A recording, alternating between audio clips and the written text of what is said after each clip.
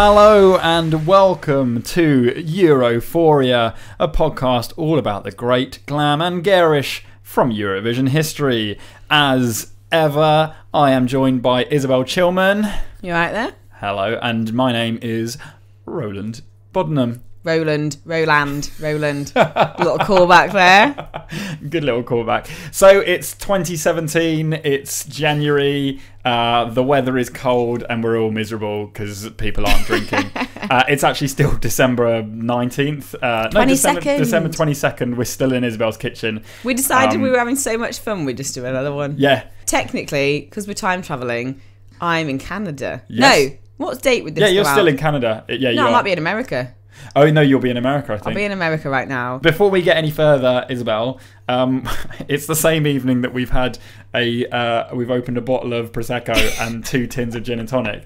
But as we're in the festive spirit still, and sorry for all of you listening in drizzly January, we're going to open a bottle of Sainsbury's Taste the Difference Special Reserve Port. Let's see if this sounds as delightful as we think it's going to taste. I don't know if it's going to make a noise. Ready? Oh, I tell you what, it that. smells... Do the noise out of your mouth again. Okay, you ready? I'll pretend. Okay, you ready? Here we're going to open the port. Hey, lovely stuff. Oh, smells delicious though. I love a port. Hang on, let's just have a little list. Oh, hang on. That's the best glug so far. Shittest pop, but best glug. Best glug. I'm gonna give that to you. Thanks, mate. I'm just getting hammered. Still driving. I'm gonna put that on the side. I've got 3 drinks now. I still haven't finished that Prosecco. Yay! Right, okay, so any other business can't really happen either because we've literally only just recorded the thing, and I'm 2 in the next step for this one. Oh, one bit I can... Well, no, I've got one bit that I found in between. Look, I've Googled and found the East Anglian Daily Times, and the headline being Eurovision Song Contest winners Brotherhood of Man coming to Bury St Edmunds. Is that current? Well, it's from okay. So it was 3 days ago from now. From recording. So it was December 18th. Yeah. So if anyone, I know this is very late now, but if anyone was at so they topped the bill at the We Love Bury St Edmunds a night 2, number 2, Remember Party on December 18th. If you were there, give us a shout. Let us know what Brotherhood of Man were like. Yeah, I'd love to hear about that. Also, I'm going to give a little any other business. As we're talking quite a lot about predicting, I'm going to predict that I'm going to need to apologise for the end of my story this week because I wrote it when I was quite drunk and falling asleep. He's so unprofessional, ladies and gentlemen. Honestly, I'm very excited about it. I think we should just go straight into it now because you'll realise that really I probably needed to be quite drunk for the end, end of this one. So let's just get straight into it. So, Isobel, my story this week is titled The Birth, Near Deaths and Rebirths of Bucks Fizz. So, Isobel, I've talked about General Franco. I've spoken about the Cold War. Yeah. I've spoken about Sarajevo. Hard-hitting topics. It's now time to take on Bucks Fizz. Good. I've been waiting. So Bucks Fizz are perhaps probably one of the UK's most successful ever Eurovision entries. Everyone knows Making Your Mind Up. Where they whip the skirts off in a sexy way. With the iconic skirt rip. So we also know that it won it for us. It was one of our few winners in 1981, and it beat out Germany by 4 points. So close, and that was at a point when the scores were sort of reasonably high. So it was a close one. What I want to look at is not that night itself, but I want to look at the story behind that win. The man behind the mask. Yes, I want to look at that. I want to look at all things Bucks Fizz behind. So there's actually not really much of a story before the 1981 song competition. So right, Roland's story's over then. Done. On to mine. Bye, guys. See you next week. No, so the reason there's not is because they were only properly formed in January of that year. So whenever it was being held, May, June. But like a few months before Eurovision. Yeah, they formed in January. So they So just as a pre-warning, there's going to be a lot of names and a lot of moving about of people in the story. So I'm going to do my best to help. I'm quite drunk. Well, what I've done is I'm doing my best to help keep track of everyone.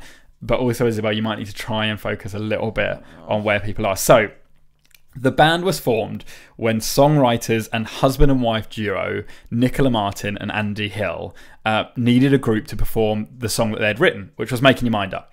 So Nicola Martin and Andy Hill wrote Making Your Mind Up, and at that point they did similarly to what we do now, where they have a heat round for selecting who the Eurovision entry is going to be. They had a song for Europe.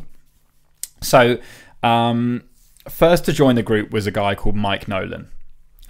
Next in was Cheryl Baker. We all know Cheryl, the original Cheryl. Lovely Cheryl. OG Cheryl. What was the TV? Did she do Guinness Book of Records? She did Guinness Book of Records. Yeah, no, she what did. was it called? It wasn't called that. It was Record Breakers. Yeah, it was Record Breakers. Dun, dun, dun, Yeah. dun, dun. Was that it? No, I think that's Gladiators. Oh, Gladiators. Chris Akabusi also did Record Breakers. Yeah. He used to live across the road from us in Southampton. And for anyone wanting to take note, that's the celebrity spot of the episode. Chris Akabusi from 25 years ago. There you go. Make a little note of that. So yeah, Cheryl Baker was in it, and actually, so these guys all these guys are from Kent, and so my second celebrity spot are You're basically from Kent? well. Throughout most of my youth, if you basically went to a village fete, one of Bucks Fizz was just there, whether or not it's like as a celebrity appearance or they were just hanging out at the fete. You know, so I think I've been at about 3 fates where Cheryl Baker's there, and probably Mike Nolan or whatever. You've seen her? Yeah, I have seen her. Yeah, I've seen Cheryl Baker. So anyway, as an aside, so Cheryl actually had already been in the Eurovision Song Contest as part of the band Coco 3 years earlier. Oh, did I not know that? No, I know. She's been in it twice. Maybe I did know that, and I've pushed it to the back of my brain. Maybe you have. So anyway, so in it so far, Mike Nolan, Cheryl Baker. After a number of auditions, female singer Jay Aston joined, and male singer Bobby G joined. And so the familiar, what we now know as boy girl lineup of Mike Nolan, Cheryl Baker, Bobby G and Jay Aston were formed. So it was into rehearsals they go, and they were getting ready for the Song for Europe, and this was where someone came up with the idea for the skirt rip. However, at one point or another, writer Nicola Martin, Cheryl Baker and Jay Aston have all laid claim to being the person who came up with the idea. Of course they were. So we'll never know who to truly credit with that one. So they went into the competition, the Song for Europe competition, against quite well known at the time disco group named Liquid Gold, which is a brilliant name for a disco group. That is also the name of a brand of poppers. There's a certain amount of our audience who would have already known that before you. I've just seen them in shops before. So they went up against Liquid Gold and a group called Gem. Not the Jerry Spice... and Mel. No, not the Spice Girls. But the members were the original songwriters for Making Your Mind Up, Andy Hill and Nicola Martin. So Andy Hill and Nicola Martin had a song they'd written and were performing a separate song at the Eurovision Making Your Mind Up entry. Give everyone else a chance. I know, right? Bloody hell. So anyway, as we know, Bucks Fizz walked that, and they were voted to be UK's representatives for the Eurovision Song Contest that year. So Eurovision comes round, and as we know, as we've already discussed, Bucks Fizz win that too with a score of 136, and this marked the 4th time that the UK had won the contest. Yay! Well done, UK. So after this, and this is where I want to focus the bulk of this story. After the victory, Bucks Fizz rode that wave of success hard. The song became a major hit around Europe, reaching #1 in the UK and 8 other countries.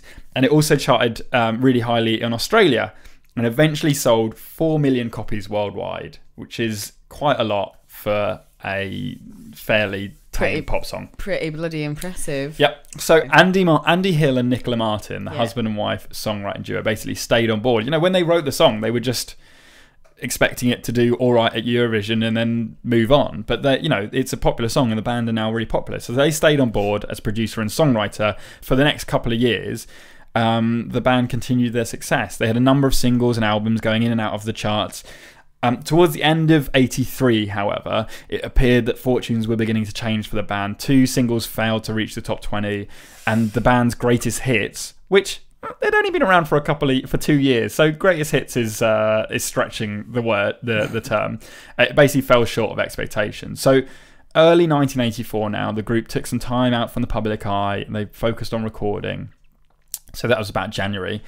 By May, they apparently thought that was long enough to take some time out of the limelight, and they embarked on a 40-day tour across the UK. Good. They also revealed a harder, edged, rocky look and sound, and released the single "Talking in Your Sleep," which was actually really successful for them. So, as Christmas 1984 came around, the group embarked on what would prove to be a very eventful UK tour.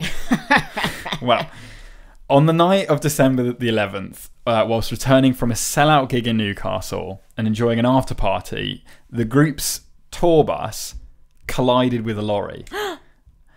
All 4 members of Bucks Fizz were injured. Oh my God. Some worse than others.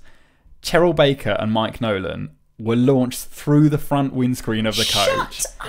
and landed on the hard tarmac unconscious. Oh my God. So Cheryl and Mike were rushed to the Royal Victoria Infirmary. And according to one report, on the way, Mike managed to regain consciousness for long enough to ask the paramedics if his face was marked before lapsing back into unconsciousness. Don't worry if you're going to live. No. Apparently, is my face okay? Apparently, the paramedic said, "You pop stars are all the same." So I don't know how many pop stars' lives he saved. Oh, I want to meet that paramedic. So Mike had an interview with the Mirror over a few years back that basically he talked through what happened.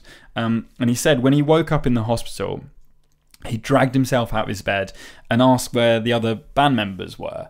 The nurses then pointed him in the direction of Cheryl's room, and he said he walked through the door and said, "We both started laughing. We looked a state, covered in bruises and bumps, and we joked what our fans would say if they saw us."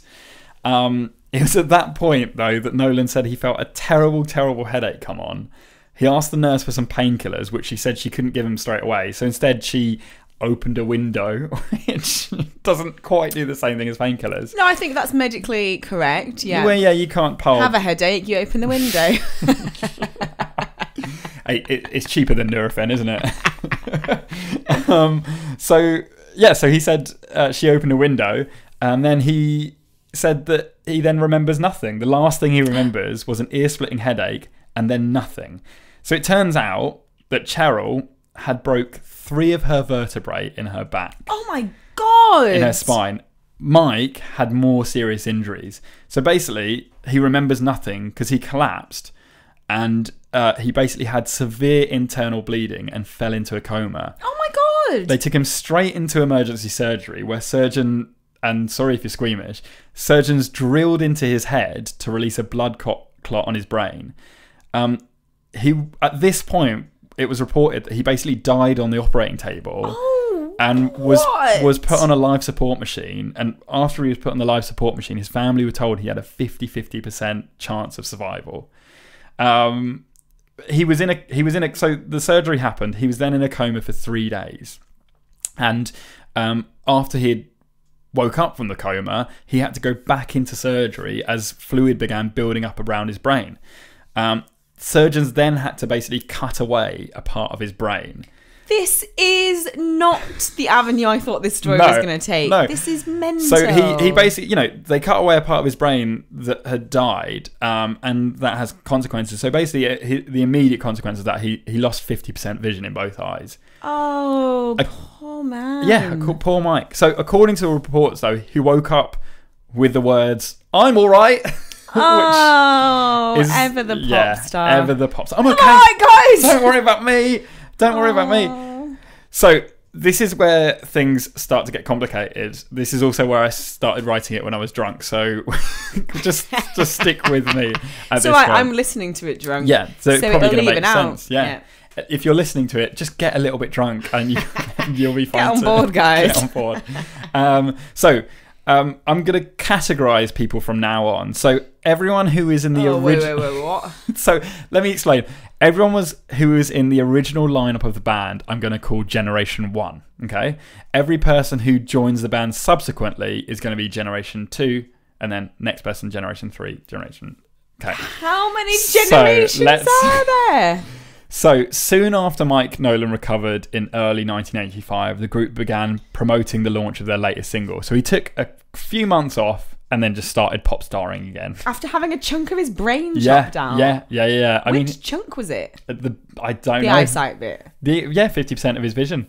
But was there was some other things. I think he was all right. Personality-wise. Well, so basically, it did affect him, and I was going to talk about it in a bit. Sorry. No, I'll talk about it now because basically he then suffered from epileptic fits and different things like that. So Cheryl and Mike basically set up a charity for people with head injuries. Yeah. Which they've been doing for years and years now. So he was affected, and I don't want to make light of that. He was affected, but the fact that he then, after less than 6 months, got up and started back on the road. So so with their early 1985, they began promoting the launch of their latest single. However, tensions began mounting, and singer Jay Aston no longer wanted to be a part of the band. Despite her still being under contract, she sensationally quit the group. It then emerged that Aston had been having an affair with Andy Hill, one half of the husband and wife writing duo who originally wrote the song. So this... Oh my god, I want to burst. What? Yeah, so basically Aston sold her own story to the newspapers. Oh. She sold it under the headline, "The Hateful Bitchy World of Bucks Fizz." Oh. No. So clearly she was pulling no punches there. Cheryl Baker, meanwhile, made it very clear to the press that the two of them had never been friends. Oh, Cheryl. Well, good keeping yourself out of that nonsense. Yeah. So things are beginning to crumble, take a turn for the worse. Oh, so at this point, Jay has left. Auditions were held to take Jay Aston's role. 800 women auditioned. 800 women auditioned. This is before scenes in the X Factor where they go in Wembley. This is to be in Bucks Fizz. 800 women auditioned to be Jay Aston, and 21-year-old Shelley Preston, who we're calling Generation 2. Okay, Generation 2. Shelley Preston was chosen to take that role. So the band continued in this format for a number of years, releasing a top 10 single as well as a couple of other singles and an album. However, after 4 years, Shelley Preston, Generation 2, left the band. So they then, Cheryl, Bobby G and Mike continued as a trio for a while, focusing on live work and touring. However, in the early 90s, Cheryl was beginning to pursue a career in TV and was also eager to start a family. So after more than 10 years in Bucks Fizz, Cheryl Baker bowed out from the lineup. And so Bucks Fizz at this point was just Mike Nolan and Bobby G. So they recruited 2 new women, Heidi Manton and Amanda Swarzc. Swarzc. I don't know how you pronounce ZC at the end. I'm going to say Amanda Swarzc. Say Amanda Suave. Suave. Okay. That's not. So Heidi Manton, Amanda Swarzc, Generation 3. Which is the generation with the guy that was a dickhead? Here we go. Okay. So the lineup continued for 3 more years like this until Mike Nolan, the first ever member of Bucks Fizz, decided his time was up and left the group. Oh. In his place was David Van Day. Oh, he's the dickhead. Generation 4. Yeah. So now in the band, let me see if I can get this right. In the band right now is Bobby G, original member. Yep. David Van Day. Yes. And the 2 women whose names Suave. And the t'other one. Heidi and Suave. Yeah, okay, you're with me. So apparently Bobby G and David Van Day didn't get on very well together. After only a short amount of time, the band split once more. However, they're worse than the Sugar Babes. and this is, well, yeah, I mean, I feel like the Sugar Babes took their model from this. This is where things start to get really confusing. So Bobby G left Bucks Fizz. David Van Day then joined Mike Nolan, the other original man, who we will now call Generation 1B, with two brand new female singers, Leanne Lee and Sally Jacks. My brain hurts. Generation 5. No. To form a new version of Bucks Fizz. Why? So now... Just stop it. Oh so now, God. Bucks Fizz is now David Van Day, Generation 4, Mike Nolan, Generation 1B, and Leanne Lee and Sally Jacks, Generation 5. So they form Bucks Fizz. However, Bobby G, Generation 1, was unhappy with the situation. He basically put an injunction on the name Bucks Fizz. And so the second group had to go around calling themselves Bucks Fizz, starring Mike Nolan and David Van Day. Oh my God. So under Van Day, the band basically re-recorded all of their classic songs with the new lineup, including Making Your Mind Up. However, by 2001, even Mike Nolan began finding working with Van Day difficult. And so he left the group. Oh my God. It literally is the Sugar Babes. So David Van Day got another male singer in.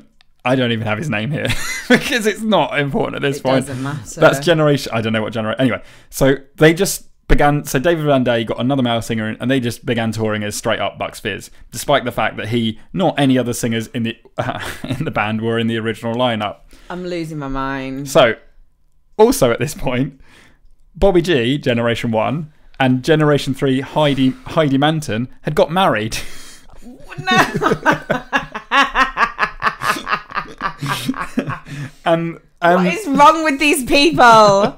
There are other people other than the people in the group you can have a relationship with. So Bobby G and Heidi Manton got married and filed for the legal rights to the name Bucks Fizz. Oh, for fuck's sake. So they brought the case to High Court against David Van Day, Generation 4.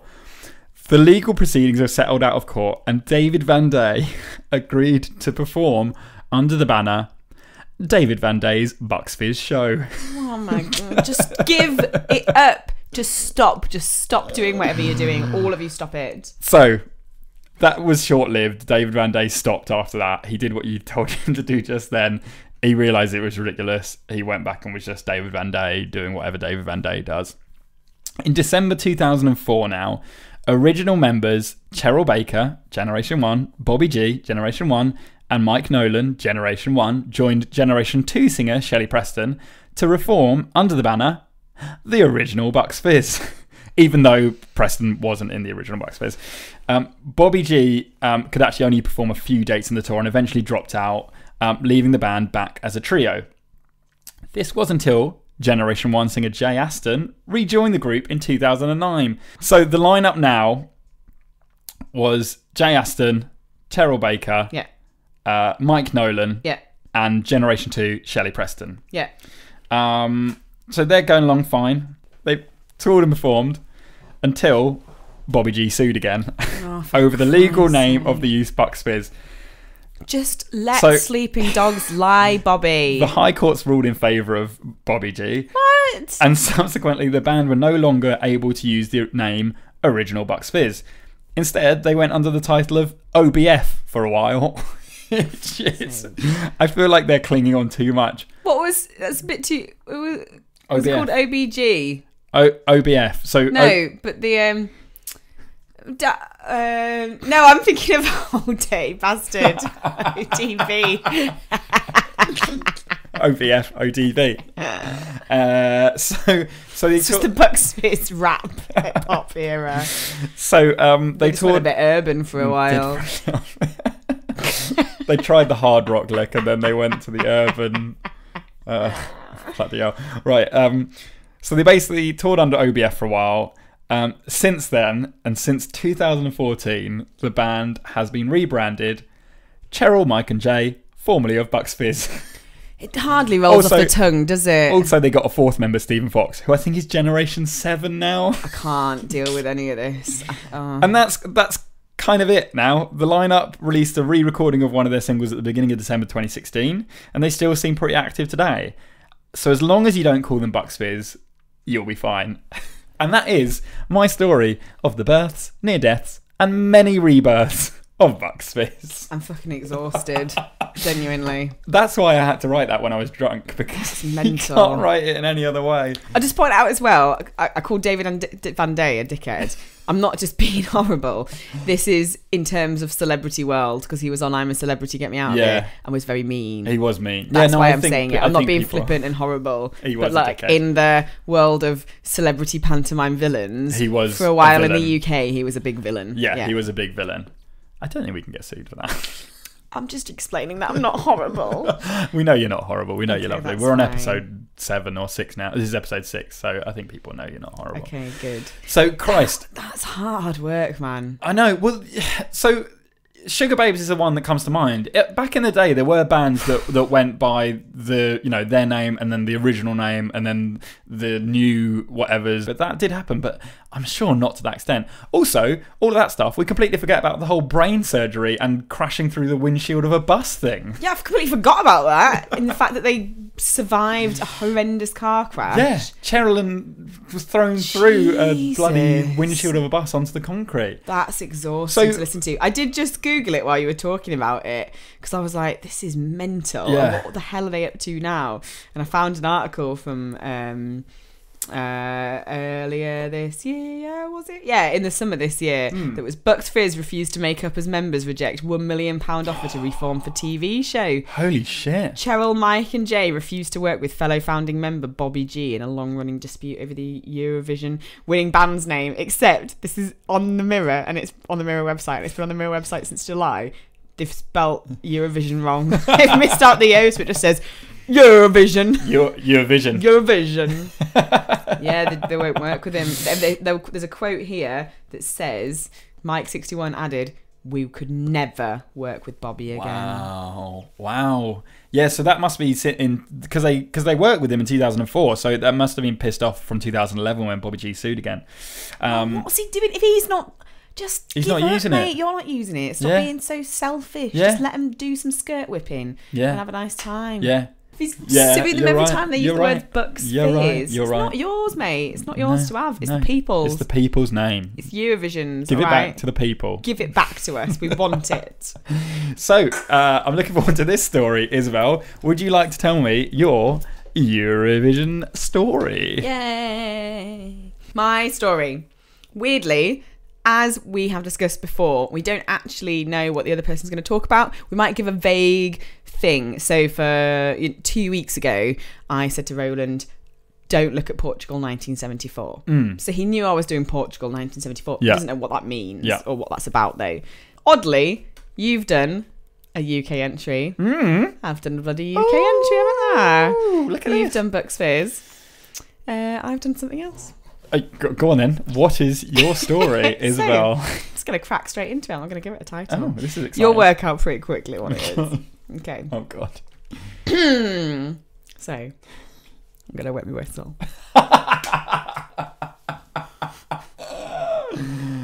If you would like to... It's Christmas. I've finished work for the year for like 3 weeks. I'm very excited. If you would like to wet your whistle, please do so now. Is your whistle wet? Yeah, it's wet. Okay. So, cut that out. Ooh. I feel really awkward as an actress said to a bishop. Ooh.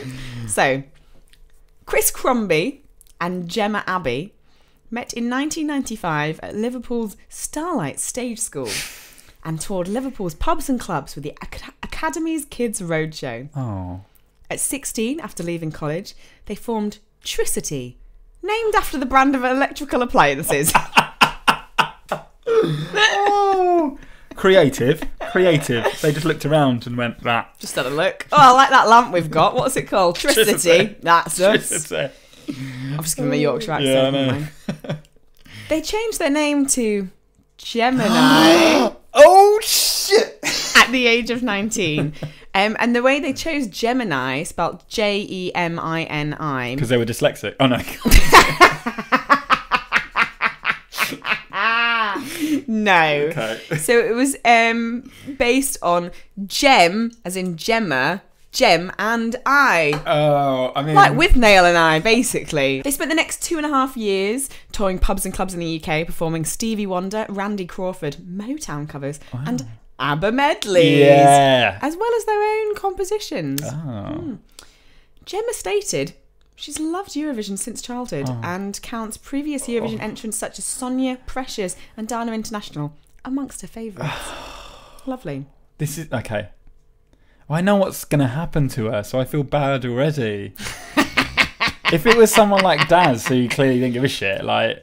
Wait till the end and you will stop feeling bad for her. Oh, okay. All right, okay. There's a twist. Okay.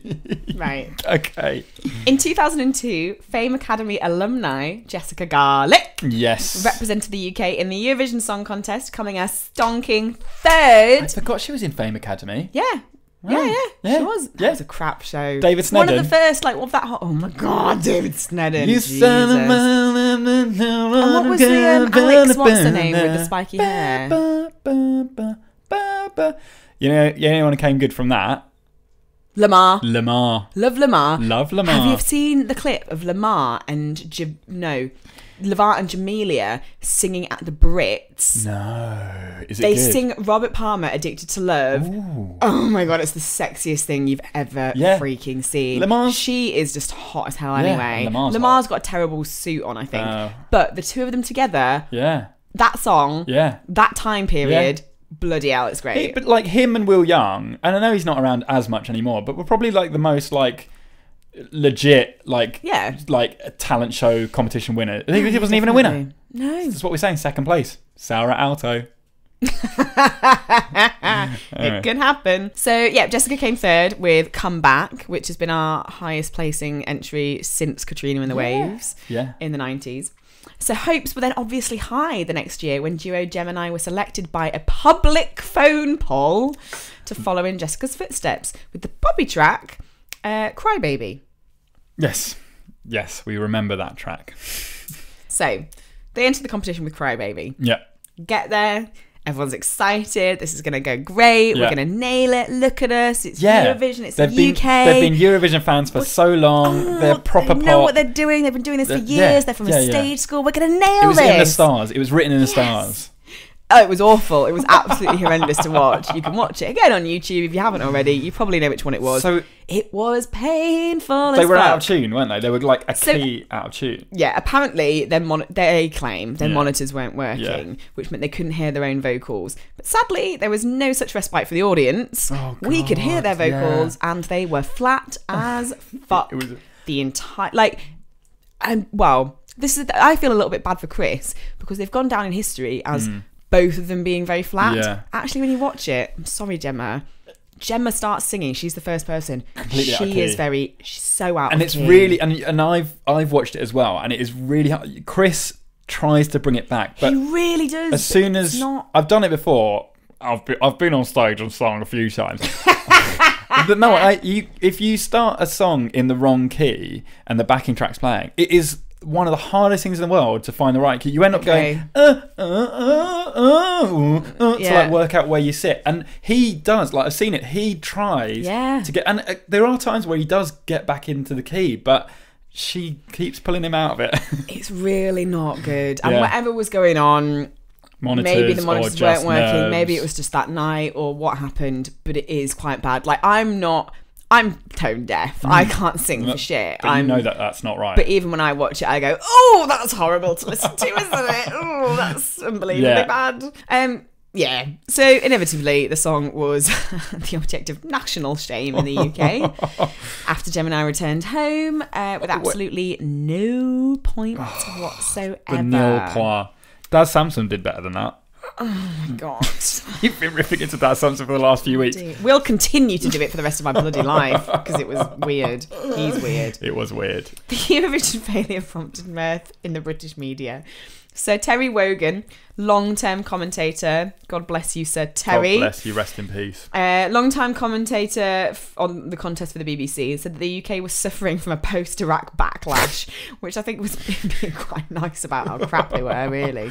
Yeah. And author and historian John Kennedy O'Connor notes in the Eurovision Song Contest, the official history, that with a record field of 26 entries at the time, this made the UK's failure the most spectacular in the history of the contest, which was a record that would remain until the 2015 competition, where both Germany and Austria scored 0 points in a field of 27 entrants. So, due to their failure at Eurovision, Jemini were immediately dropped by their record label, and their album was never released. Oh, we should track it down.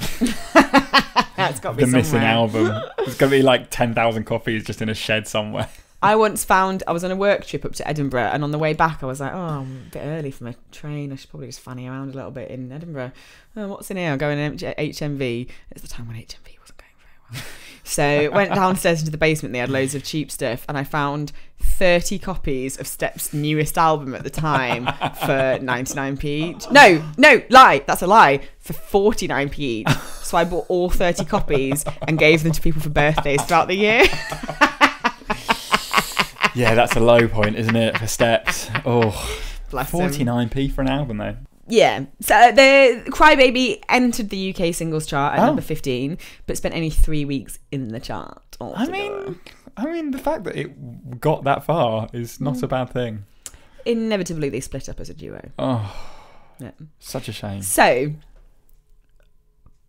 I think it wasn't just the vocals that ruined them, though. Right. Looking at this, I've thought a lot about this. I've watched the video a lot of times. Yeah. There's quite a few areas where we went wrong. Yeah. Even if they hadn't been flat. Yeah. We still wouldn't have got the dizzying heights of Jessica Garlic number 3. No. When you actually think about it and look at it. So I think they were doomed on numerous levels. What is the song about, actually? Because it's about. Do you want to get the? I've got the lyrics up. Cry baby, you lied so to it's me, basically baby. about a someone who's it's a bad relationship. So the lyrics are: love's not enough. I need your trust, but you don't try anymore. Hun, you still turn me on. Though your love is gone and I don't want to cry anymore. I thought our love would last forever. Bye bye, baby. You lied to me, baby. I must have been crazy, baby. Bye bye. So it's I loved you. You're bad for me. Bye. Bye. See ya, hun. Bye. Yeah. Which is like the gayest word to use. Hun, you still turn me on. Love it. It's not. Yeah, it's very basic song. A lot of it is just bye bye and you do this and so. But it's a fine pop song as it stands. It's fine. But the actual performance itself on the night, they fall down on a lot of parts. So I thought, let's break it down a little bit. You've done a breakdown. Yeah. Brilliant. So we can work out what went wrong. Okay. Isabel's list. Go. My list of things. So, start with the acts themselves. Yes. The name, trashy enough. Fine. Yeah. Fine with that. Yeah. Gemini. It's a star sign. People like star signs. Yeah, and this was what? The naughties? Yeah, spelled differently though. So, it's different enough. I think that's 2003, did I say? Yeah, it was. No, yeah, 2003. Yeah. Gemini for 2003. Good. Fine. That works. Fine, I'm happy with that. No problem. Duo, I've got issue with. So duos, very big. 60s and 70s, you could get away with a duo. Cher and Bono. Yeah. No. Sonny and Cher. Cher and Bono. I like how I just agreed with you. Yeah, Cher and Bono. Go on. Sonny and Cher. Sonny and Cher. Yeah. Simon and Garfunkel. Sonny and Cher. Tina Turner and Ike. So back in the day, a duo was a legitimate thing that you could be a duo where both of you sang. So you get modern duos where either neither of them sing or one of them sings. So things like the Eurythmics, duo. Yeah. Daft Punk, duo. Yeah. That's fine. Basement Jaxx, duo. Chemical Brothers. So dance acts, great. It works as a duo. But when you have just two people, both of them singing, I think nowadays looks weird. So that straight away. Well, because odd. these were very clean, bubbly pop music. Yeah. And it was very clear that there was no chemistry between them in that respect. I mean, they've been touring for years as a duo. They clearly, were very professional and, whatever. I don't know what their personal lives are, but it was clear that from their stage presence, that they were not engaged in that kind of a relationship, which kind of just kills it. Done. Second, outfits. I forgot we were only on number 2. There's only 3 sections actually, so it's fine. Okay. Second is outfits. Yeah, I don't know who bloody dressed them for this. She's dressed like she's about to go on Strictly Come Dancing. Yeah. And he's dressed like a chavvy teenager who's trying to look a bit grungy because grunge has become cool. Yeah. So he's got really far too gelled hair, but has baggy pants, a white shirt and a chain on his jeans. Yeah. And she's got this like really fruity red dress on. He's got like frosted tips as well, hasn't he? Oh, it just doesn't make sense. The two of them doesn't make sense Weird. together. Yeah. Either both dress fabulous, or both look grotty. I don't know. I don't know who did it. Yeah. Number 3. Number 3, dancing. Oh. Yeah, I haven't included a song in this because actually we've written I think that the song's fine. Well, the performance of the song, we've explained that. Actual song itself, fine as a pop Yeah. song. If I heard this being performed by someone else, fine. Yeah. So again, I've written for the dancing budget steps, but I'm kind of into their dancing. So they have some dance routine in it that they do for the chorus.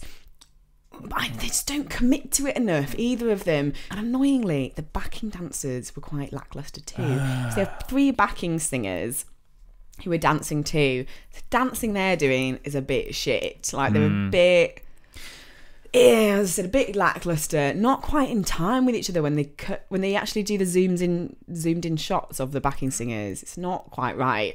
And they're all dressed in these really plain black dresses, which I think was to let the actual acts pop and show themselves, but they look a bit these 3 women in the background, they're in mourning or no, they look a bit like they're gonna go on a night out in Wakefield. Shout out to Wakefield. It's a bit trashy. The whole thing sounds a bit half-assed, if I'm honest. Like the whole thing. The only thing that's not half-assed about it is Chris. Oh, Chris.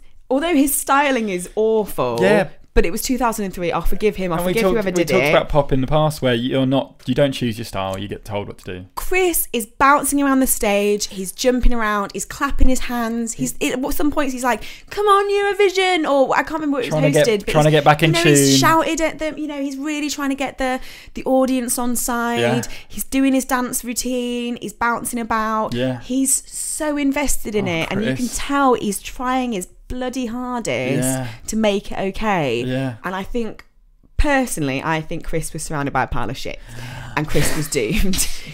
Following on from that, obviously all went terribly. I found an article from 2009, which was 6 years after the competition took place. Yeah. So I'm going to read this out to you. 6 years.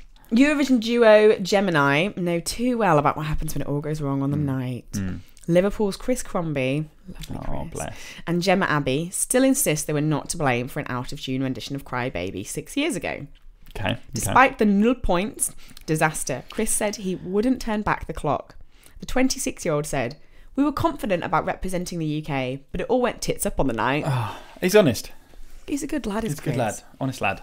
The hall it was held in wasn't a music stadium, it was a sports hall, so it wasn't somewhere which usually holds concerts. The monitors weren't working, Gemma couldn't hear herself, so she was out of tune. The BBC blamed our management, and our management blamed the BBC. God. Tit for tat, eh? And he for tat. Yeah, well, he sounds like a nice lad. Right. Go on. He goes on. Gemini were joint favourites with Russian entry Tattoo, but Turkey's... They were joint favourites? Yeah, I didn't even realise that. So they literally went from joint favourites to nothing. Rock bottom. God, that's killer. But Turkey won the contest with Every Way That I Can. Chris said, as each country's votes came in, we had a glass of wine. It was probably a good job we didn't have to go back on to sing. We were tipsy. I know how you feel, Chris. About halfway through, we knew we weren't going to get any votes, but it made us stand out. Everyone remembers us. Oh. It is a talking point, and it's going to be on my grave at the end. God, Chris. You would hope. Well, it's true. Oh. You get nil points. You're not going to really get much bigger than that in a way. Chris. Hey, Chris, we're talking about you on a podcast now, so And I love you. if you didn't get nil points, we probably wouldn't. No, exactly. We get the odd person who gives us a bit of stick, Oh. but we find the majority of people are great and really supportive. Yeah. It was a brilliant experience, but I would not do it again. I mean, I don't think we'd have Gemini again, to be honest, Chris. no. I don't think we'd have them. In 2013, the duo reunited for a special interview about their performance in a 2-hour-long BBC Three special, Bloody hell. How Oh, to right. Win Eurovision. I thought they had a 2-hour-long special about Not Gemini. about them, no, Christ. And in 2014, the duo reunited once again to take part in a Eurovision special of pointless celebrities. Oh! Little link there, because if you don't know, guys, I was on Pointless. This isn't Isabel's first flight with fame. I went on Pointless with the Reverend. The famous Reverend. Me and Dad went on. Are you on YouTube? No, they keep taking it off. Oh, God. Not that I'm putting it up. I keep putting it up. They keep taking it down again. Someone else does. Sometimes you can find it on YouTube. My dad knows. I'll have a look and find. My dad knows what the exact series and episode. Although we was. won't share it because sharing pirated content is illegal. I'm not going to do that then. But I was on Pointless, and we got to the final round on our first go, but we missed out on the money. But the team before us had won the jackpot, so it had only been £1,000. But you went back a second time then? No, you're not allowed to. Oh, if get you're to in the final, final, you don't. Yeah, so you just did Yeah. it once and I done. trended on Twitter in the north of England for 20 minutes, though. Claim to fame, Isabel Chilman. It's mainly creepy teenage boys. And she's been seeking fame ever since. Desperate. I'm like Sarah Alto. Desperate to get famous. No, it was weird. I didn't like it. Yeah, no. People looked at my LinkedIn profile, which is It's just weird. creepy. Yeah, it's creepy. Anyway, yes. So they did a Eurovision special of Pointless Celebrities, which I've not watched. I'm gonna have to find and watch it. Yeah. And have subsequently appeared in several TV shows about Oh, Eurovision. okay. Oh, lovely! Isn't that lovely? Aren't they that's great? okay. I'm still waiting for this twist. Until Okay. What did Gemma do? a Eurovision singer who notoriously picked up 0 points at the contest has been convicted of fiddling £52,000 in benefits after being exposed by her own wedding pictures on Facebook. Gemma. Yeah, this is why I'm backing Chris Not to Gemma. the end and not Gemma. Holy fuck, Gemma. Gemma Abbey, one half of pop band Jemini, claimed tax credits as a single mum, but officials found photos of her getting married in the Mediterranean on a social media site. Gemma. She had been making claims above her entitlement since April 2009 in respect of her younger daughter, Liverpool Crown Court heard. She was living with her husband and was still claiming to be a single mother. Yeah. They got married in the Algarve. Oh, nice. But each year after that, she kept claiming tax credits saying that she was living as a single mum. And she claims after she was arrested that she'd not declared she was living with her husband because their relationship had initially been rocky. Well, I mean, you still got married, mate. Yeah, that's not how it works. You can't is it? legally be. Well, we're Rocky married, so I'll put down It's single. It's not 100% marriage. Single, Soz, married, mate. Rocky. Yeah. And she was inevitably given a 30-week prison sentence, suspended for 1 year, and put on a supervision order for 1 year also. Oh. Well. So Gemma Abbey did not have the best time ever after that. Things went bad. And I mean, I don't want to be like airing someone's dirty laundry, but also don't steal money. Yeah, I think just it's don't fair. steal money. I think that's fair enough. There's don't- people that actually need benefits. Yeah. And I think there's so many, without wanting to get really serious now because I've had a lot to drink, but there's a lot of people in this country who, well, no, the Tories are very Bloody hell. adamant about getting rid of benefits, and whenever they try and claim that they're not, they will try their damnedest as often as possible to remove benefits from as many people as possible in the UK. And so if you're someone that doesn't need them and you're swindling Claiming them them. out of them, Yeah. well, fuck you, man, Yeah. because people actually need that money. Yeah. So don't take it. Yeah. You don't need it. Yeah, well, that's fair enough. We're That's backing the Chris. moral of my story. We're backing Chris Chris. to the hill. I love Chris. Poor lad, tried his damnedest. And if you watch it, you can see it. Yeah. He's so... Yeah. Oh, I just love him. It does go down as one of the most spectacular failing performances in it's Eurovision fantastically history. shit. It does. Like, it really is. It's all off key. And I I'm trying to remember. I mean, I watched it. I remember watching it. I'm trying to remember. It was just a, oh, here they come. Like every year, whenever UK come on, it's like, oh God, I hope it's going to go well. Oh, here they come, here they come. And then it was just a love's not enough. And then that feeling of, that's a very accurate rendition. And then it was just a, oh God, we fucked it. Oh no. And like normally you can, they do a performance and you go, yeah, that was a good performance, or that was okay, that was fine, and you wait till the points to be disappointed. It was real tough because it was like from the first note you were like, all right, okay, just gonna go make a cup of tea. I'll start drinking now. I'm gonna go stand outside for a little bit while this is on. Yeah, so it was tough. Well, there we go. Our 2 stories. Did you like that? I really liked that, and I heard you were going to do Gemini a few weeks ago, and I was really looking forward to it, and it very much lived up to expectations. So, Isobel, from one Eurovision failing to our attempt to never let that happen again by supplying the UK with an unending supply of Eurovision songs. As we said at the start, I think maybe we missed it as well. Each week I attempt to write and record a potential Eurovision entry, and Isobel will give me points. We didn't do it last week because it was a mini Euphoria, but the week before it was not a bad showing. I got 9 points. 9 out of 10, mate. 9 out of 12. 9 out of 12, mate. Yeah, second highest you've had so far. I was very pleasantly surprised about that. I only listened to it half an hour ago. I've already forgotten it. Yeah, sorry. No, we all have. So my thinking for this. Sorry, okay, so we've had 4 songs now. And you know they've been all right. I've been happy with them. When I've been writing them, have been thinking, you know, what sounds like a good Eurovision song? How does it sound? Does it sound good? I've not been thinking tactically, and I think maybe this is where the UK can take some inspiration from. And if they don't use this song, maybe think a little bit about this. Right? Is that we haven't yet really pandered? Okay. Now I'm talking really pander, okay? So what I'm thinking to Europe, right? Okay. So I'm thinking if you can, like what Donald Trump did, right? I'm not even going to go. I'm not going to bring him up. So here's the thing, though. Here's the thinking: is if you can get a following behind you, because you know in the run up to it, you know you release your song, people listen to it. If you can get a few countries on board, then that will really start to like build the hype up.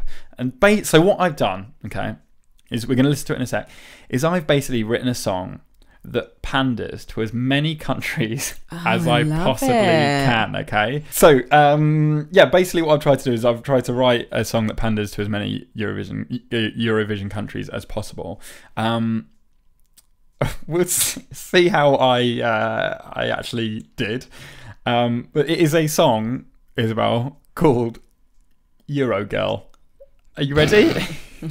I think this will work. Am I ready? Are you ready? I'm listening intently. This is Eurogirl. Meet me on Strata Pushkin in Moldova, and we can make love over there. Fly me to Flugfeld Velkirchen Airport, cause Austria's walking on air. Walk with me to Berzelii Park in Stockholm, cause people like walking in parks in Stockholm. And when we get time we can sleep in Sierra. Sierra's just off of the west coast of Italy. She's my Euro girl, from the Russian town of Bobrovsk. Oh, my Euro girl, and she speaks the language of love. Let's go camping in Cologne, luging in Liechtenstein, parasail in Prague and zorbing in Zurich. Let's drink sake in Strasbourg, gin in Gijon, some whiskey in Warsaw, and then we'll be gone. She's my Euro girl, from the Russian town of Bobrovsk. Come on, Bobrovsk. Oh, my Euro girl, and she speaks the language of the world. Thank you, Europe.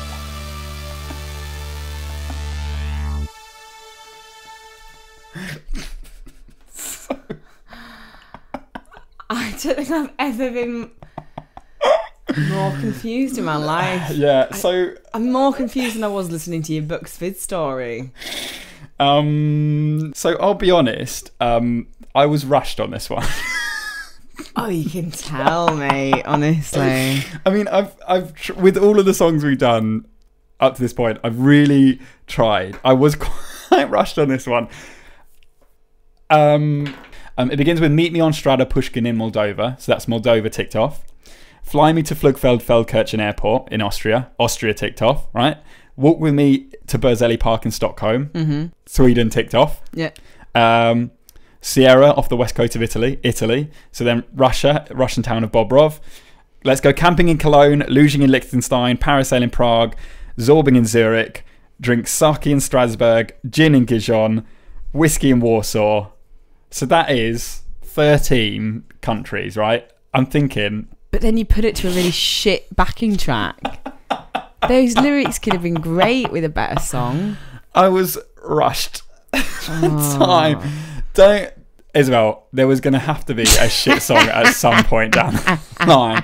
I feel like... Those lyrics with a different track would be great. I'm so sorry to all of our listeners. You should be. Apologise again. This is a formal apology from the singer-songwriter Roland Bodnam. I am sorry. That was bad. Hey, I feel like it's appropriate after talking about Jemini. Yeah, I think okay, I'm going to give you a task. Conceptually. I'm going to give you a task, right? Oh, God. You're going to take those lyrics. Oh, my God. Put them to a different backing track. Not for next week. I'm not asking next week. I'm not even asking 4 episodes time. Okay. At some point, you're going to do it properly. Yeah. Take those lyrics, put them with something more fun, more upbeat, less Human League, more Army of Lovers. Okay, I'm gonna take notes. And you have to come back to the podcast at some point with those same lyrics, but with a better song. That is quite a hard task. Because right now, the point I'm going to give you... Go on, hang on. Wait, yeah, so give me my point. One. I did fucking better than Gemini, didn't I? Yeah, you did. It's not hard. You did. But I wouldn't have given them nil. No, you're right. I'd have given them like 3. Yeah, that's fair. So apologies for that on everyone's behalf. But you're going to do it properly. I'm going to take another swing at it with those lyrics. I'm allowing you to come back at some point in the future with it. Okay, cool. So if you want to get in touch, by this point, come on, someone send it a song. Someone might have done by this point. I'm not quite sure because we're recording it in advance. We're going to have some. So actually, this one is released in January, mid-January. Yeah, mid-January. So at some point, now we're a few down the line, we're maybe 6 in at this point. We are going to start getting some guest people on at some point because we have, obviously, it's not just us, we have friends. And we have friends that really love Eurovision as well and are really into it and passionate about it and probably maybe more passionate than we are. Are they? Yeah, a little bit actually. Some of mine are, yeah. So they're going to come on and maybe do a couple of stories and do their own songs as well. But we would love for our listeners to get involved and for you to send in your songs if you've done any, or as we mentioned before, any stories you have about Eurovision, any snippets you can tell us about stories we've already told. If you know some extra stuff about Bucks Fizz or Jemini, if you know Chris, if you are Chris from Jemini, give us a shout. We'd love to hear from you. I know I was very rude about your singing partner, but I just really like you, mate. You seem like a good egg. So there you go. So send your email to Europhoria Pass. Nope. So send your email to europhoriapodcast@gmail.com. We are also on Instagram, which is Europhoria Podcast 2. And if you follow us on Instagram, I post photos of the topics we've been talking about. So I'll post photos of the acts that we're discussing or the Eurovision of that year or something interesting or fun that I found online. Yeah. And we're on Twitter as well. Europhoria Cast. Yeah, so it's a little bit shorter so you can include it when you tweet at us. So follow that and keep up to date with everything that we're doing and all the fun things that we get up to. So thank you very much for listening, guys. We appreciate your time. We love you very much. We love you and we really love doing this. So thank you for giving us that opportunity too. And Roland, I love you. Oh, you're so drunk.